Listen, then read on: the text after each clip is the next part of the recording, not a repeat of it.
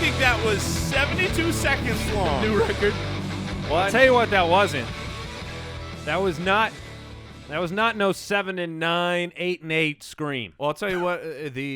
Before we start, I knew I had to bring the thunder here because I can bring absolutely nothing to this conversation. Because you did not watch Hard Knocks. I did not have a chance to watch it last night. You will still Don't be able worry to about bring it. plenty to this conversation when I get into the If we're nonsense. If we're going to talk Jeff Fisher, I have plenty to offer. Welcome to the show after the show featuring the fantasy footballers. We just got done doing a mailbag episode of the podcast, so check that out on iTunes. Just type fantasy football, download, subscribe to the show. Today on the show after the show, we're going to be musing about the, Hard Knocks debuted last night following the Los Angeles Rams. And you have Jeff Fisher, Case Keenum, Jared Goff, Todd Gurley. Heavy hitters. So Jason came in this morning, and he had some really strong opinions about what he watched. I saw about half the episode so far. I saw enough. And Jason's I'm going to hand over this show after the show to him, and we'll try to even cut it off before he. Before we get into it, I have one quick question. What is the facial hair status of Jeff Fisher? Straight stash. Yes. Straight it was stash. beard. It was white beard for the summer. Yep, it was yes. white old man beard Yes. in Montana, and then he when he got to L.A., he's like, it's hot out here. I gotta rock the stash. He's like Tom Selleck. He's still a big guy, right? Honestly, I will say this: the facial hair and the mustache is, I think everyone would agree, the absolute best part about Jeff Fisher. That is the most redeeming thing about Jeff Fisher. Come on! Now look, I owe an apology first. I got to say a couple of things, a couple of Yep. precursors. One, I want people to understand I am a nice human because they're not going to think that after this. Two, I owe an apology to Gus Bradley. Gus Bradley, I have said before, I think he's a bad coach. And my understanding of what a bad coach is has completely changed. The level has changed. Gus Bradley, you are an amazing coach, because Jeff Fisher, I have always thought was a bad coach, and now I don't have thoughts that he's bad. I have knowledge that he is horrifically terrible, has no business in the NFL, should not be a head coach, is a buffoon as a man and as a coach. It's a personal attack. I'm sorry, but this guy's an idiot, and he's rude, and he's always drunk, and I don't mean that as if he's drinking alcohol. He might be completely sober, waking up after a 10-hour wonderful sleep. It's 8 in the morning, and he gets up, and he rolls out of bed, he brushes his teeth, gets ready, and he has a conversation. He's a drunk man. That's Jeff Fisher.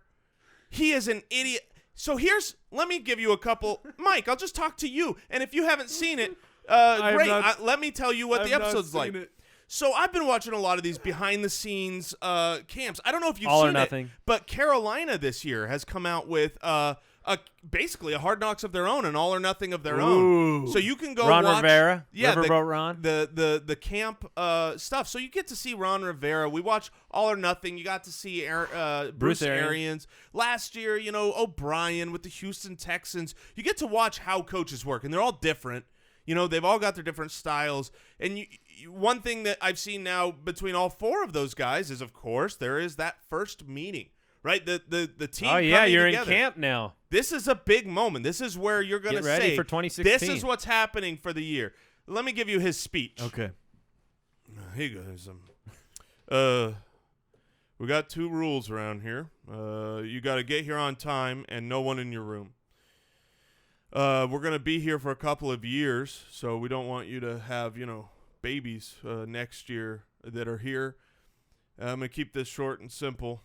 Wait, he said no babies? Well, no, as in, if you bring people to your room, you're going to end up with a baby Okay. later. Okay. And that was like his It's whole... a hot joke. Whoa, he really rallied the troops there. I Oh, mean, man. and then on another meeting, like this is after a bad practice, and he gets out there and he's trying to tell the people that it was a bad practice and that they're a good team and that he's a good coach.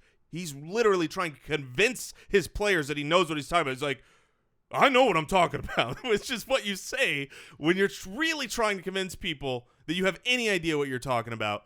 And so he gets in there and he's trying to tell them he had a bad practice, but the players don't understand. They're literally laughing at what he's saying, thinking he's making jokes. And then he's like, no, I'm serious. He's like, I'm not going to be no 7-9 Does he say, look at my record? team. I'm not going to be no 8-8 team.